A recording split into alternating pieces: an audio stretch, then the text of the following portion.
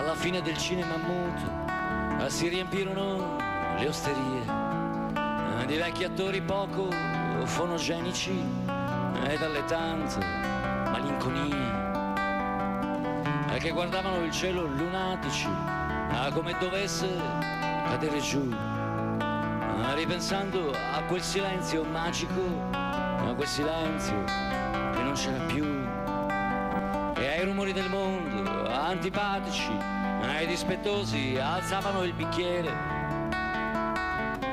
ma i più romantici svillaneggiavano mostrando il sedere.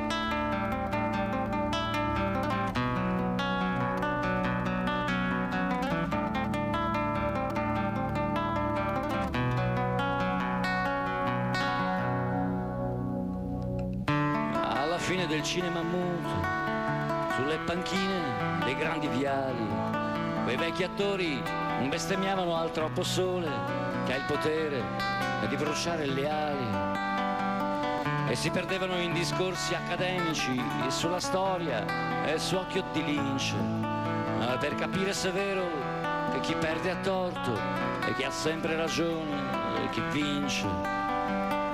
E poi a sera, rivestiti da maschere, si accontentavano di illuminare il buio delle sale che non riuscivano a dimenticare.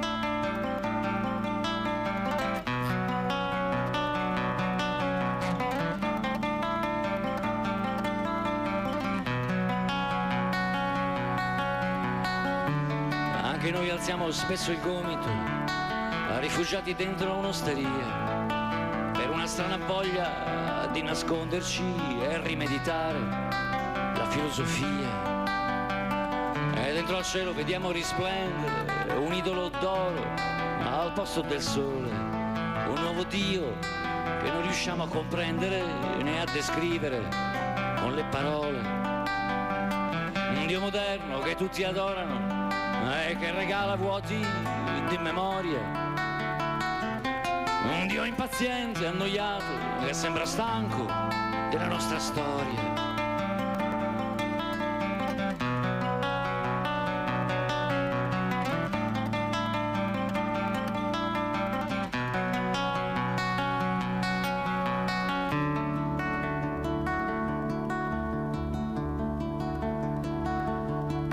Anche noi abitiamo in un cinema e siamo in bilico ad ogni minuto tra la gloria e il successo, un amore frenetico e il ricordo del cinema muto.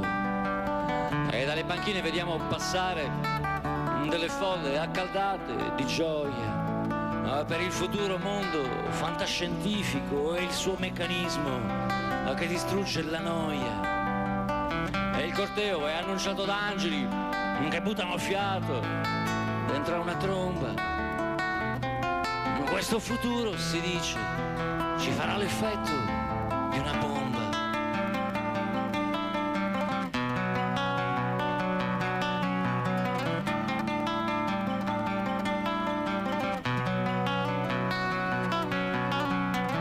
Questo futuro, si dice, ci farà l'effetto di una bomba.